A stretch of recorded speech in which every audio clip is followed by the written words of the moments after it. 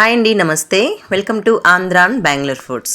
ఈరోజు మనం ఈ వీడియోలో పన్నీర్ కర్రీ తయారీ విధానం చూసేద్దాం. ముందుగా మసాలా ప్రిపరేషన్ కోసం బాండిల్ని హీట్ చేసుకొని ఇందులో 1 టీ స్పూన్ ఆయిల్ని వేసుకోవాలి.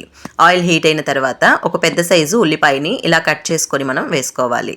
అలాగే 7 లేదా 8 వెల్లుల్లి రెబ్బల్ని వేసుకొని లో ఫ్లేమ్లో ఉల్లిపాయల్ని ట్రాన్స్పరెంట్ కలర్ వచ్చే వరకు మనం బాగా ఫ్రై చేసుకోవాలి.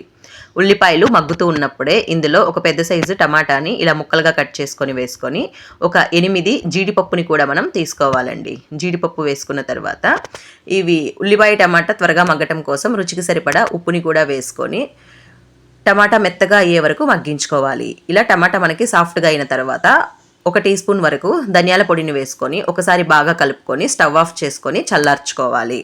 చల్లారిన ఈ మిశ్రమాన్ని ఒక మిక్సీ జార్లోకి తీసుకొని 2 ఏలక్కాయలు వేసుకొని మెత్తటి పేస్ట్లా మనం గ్రైండ్ చేసుకోవాలి. ఇప్పుడు కర్రీ ప్రిపరేషన్ కోసం బాండిల్లో 3 టీ స్పూన్ల వరకు ఆయిల్ని మనం బాగా హీట్ చేసుకోవాలి. తర్వాత ఇందులో 1/2 టీ స్పూన్ సోంపు, 1/2 టీ స్పూన్ జీలకర్రని వేసుకొని బాగా ఫ్రై చేసుకోవాలి.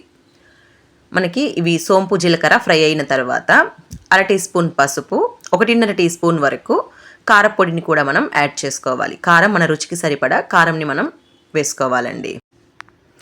తర్వాత మనం గ్రైండ్ చేసుకొని పెట్టుకున్నటువంటి మసాలా పేస్ట్ అంతటిని వేసుకొని లో ఫ్లేమ్లోనే మసాలా పచ్చివాసన పోయే వరకు మనం బాగా ఫ్రై చేసుకోవాలి. లో ఫ్లేమ్లోనే గరిటెతో కలుపుకుంటూ మనం ఫ్రై చేసుకోవాలి, లేదంటే అడుగు పట్టేస్తుంది. ఇలా మసాలా అంతా మనకి ఫ్రై అయిన తర్వాత 1 టీ స్పూన్ ధనియాల పొడి, 1/2 టీ స్పూన్ గరం మసాలాని కూడా వేసుకోవాలి. ఈ మసాలా అంతటిని మరొకసారి మనం బాగా కలుపుకోవాలి.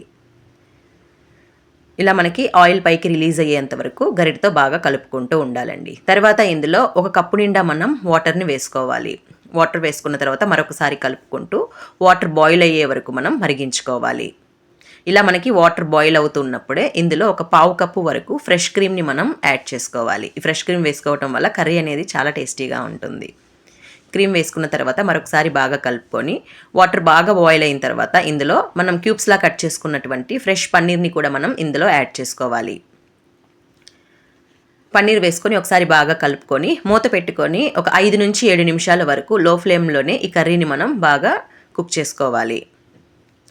ఒక 7 నిమిషాల తర్వాత కర్రీ అనేది మనకి బాగా దగ్గర పడుతుంది. చివరిగా ఇందులో 1.5 టీ స్పూన్ వరకు కసూరి మేతిని కూడా వేసుకొని మరొకసారి బాగా కలుపుకొని ఇప్పుడు స్టవ్ ఆఫ్ చేసుకోవాలి. అంతే అండి, టేస్టీగా ఉండే పన్నీర్ కర్రీ రెడీ అయిపోయింది. ఈ కర్రీ రైస్ అలాగే దోశ, జీరా రైస్, చపాతీలోకి చాలా టేస్టీగా ఉంటుంది. మీకు ఈ రెసిపీ నచ్చినట్లయితే మీరు కూడా ఒకసారి ఇంట్లో ప్రిపేర్ చేసి ఎలా ఉందో కమెంట్ చేయండి. మన ఛానల్ లైక్ చేసి, షేర్ చేసి, సబ్స్క్రైబ్ చేయండి. Thank you for watching.